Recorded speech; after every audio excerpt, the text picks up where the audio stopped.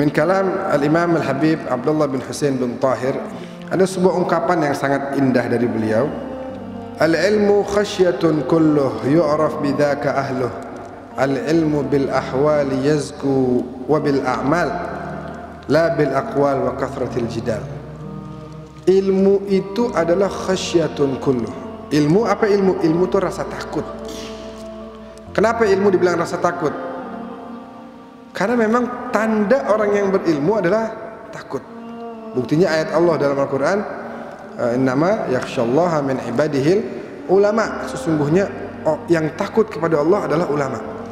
Jadi kalau ada orang yang kelihatannya cakap ilmunya, banyak hafal begitu, tapi dia nggak takut sama Allah, itu dia bukan berilmu, tapi dia tahu huruf-hurufnya ilmu aja, tahu fisiknya ilmu, tapi batinnya ilmu dia nggak punya.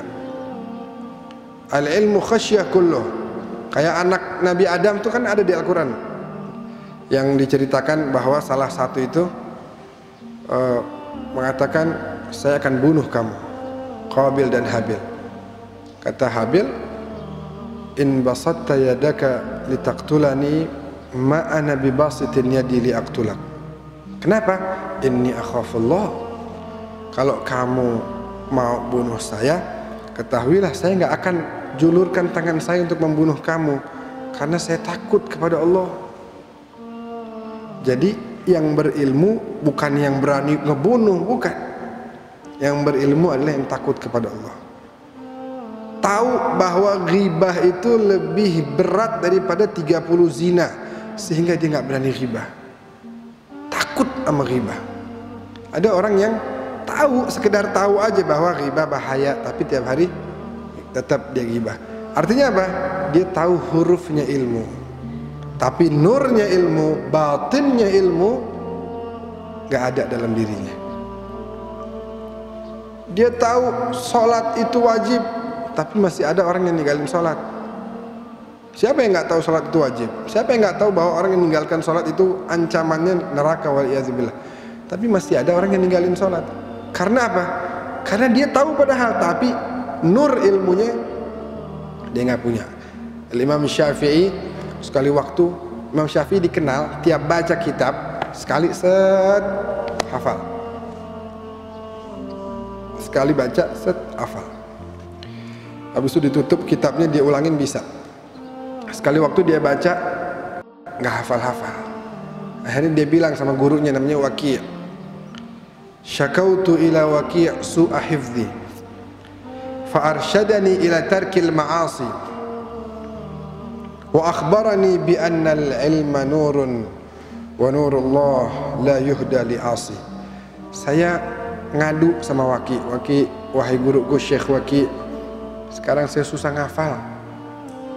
Akhirnya kata guru saya, bilang sama saya, tinggalin maksiat. Ketahuilah wahai Syafi'i, ilmu Allah ini cahaya, dan cahaya gak akan bisa masuk ke dalam hati yang ada maksiatnya. Imam Syafi'i gak maksiat. Tahu gak maksiatnya apa? Satu aja. Tahu apa maksiatnya? Lagi jalan, ada perempuan, dia lihat kakinya Imam Syafi'i, kan kaki aurat nih. Imam Syafi'i lihat, dari situ susah hafalan.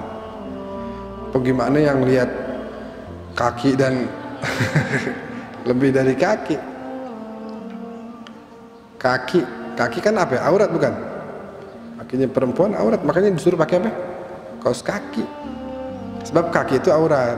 Yang nggak aurat ini sama muka. Kaki aurat. Imam Syafi'i ngeliat kaki perempuan, nggak bisa hafal. Kata Waki', tinggalkan maksiat wahai Syafi'i, karena ilmu Allah ini cahaya, dan cahaya itu gak akan diberikan kepada asi, orang yang bermaksiat. Itu dia kenapa kita lihat sekarang banyak orang ilmu ada, tapi zahirnya aja, nurnya gak dapat. Ya, ini kita sama-sama murajaah. Ini yang bicara ini paling banyak dosanya. Jadi sama-sama kita bermurajaah, supaya ilmu yang kita dapat bisa betul-betul menjadi cahaya yang menerangi hati-hati kita. Imam Syafi'i bayangin. Tapi setelah itu Waki' sebagai gurunya ya beristighfar kepada Allah untuk muridnya dan dihilangkan akhirnya kegelapan tersebut, dan dari situ Imam Syafi'i berhasil untuk bisa menghafal lagi. Itu dia enaknya kita punya guru. Punya guru enaknya begitu. Kita cari guru, banyak di sini para guru, para alim ulama, para habaib, para kiai, orang-orang soleh yang kita lihat bahwa sehari-harinya itu persis kayak apa yang dia omongin.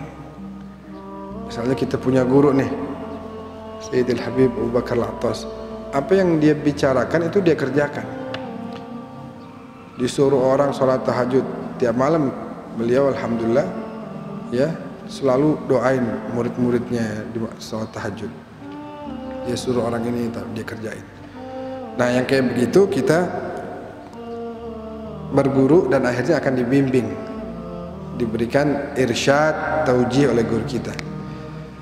Kan terjadi tuh waktu itu ada seorang murid mau belajar, ternyata begitu sampai di majelis, karena majelisnya besar, ada dua ustadz yang ngajar, ada ustadz A dan ustadz B. Ini muridnya bingung nih, kira-kira saya mau hadir di pengajian yang mana nih, ustadz A atau ustadz B nih.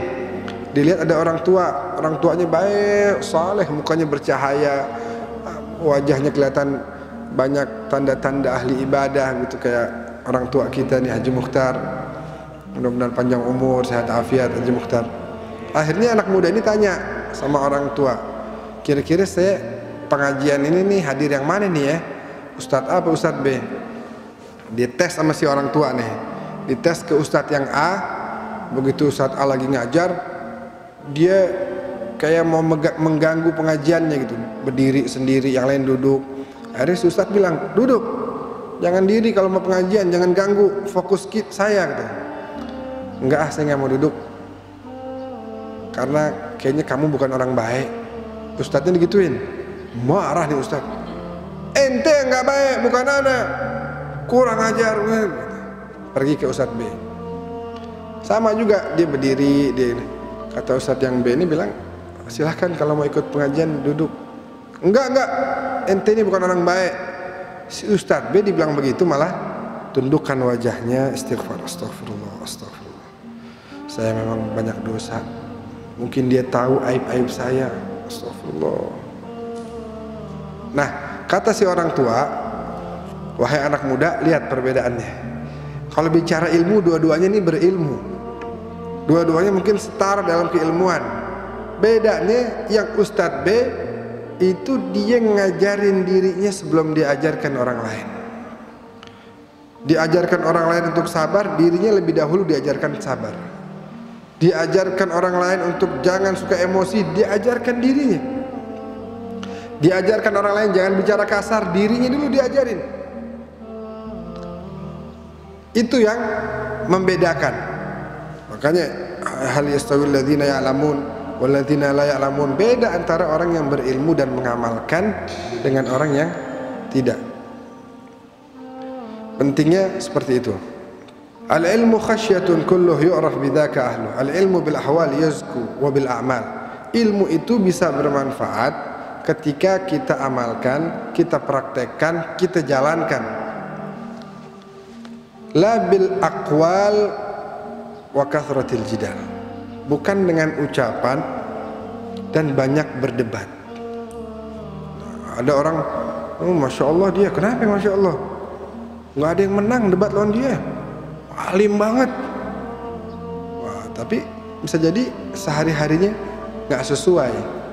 Nah, itu yang kita harapkan kita bisa perbaiki dalam diri kita.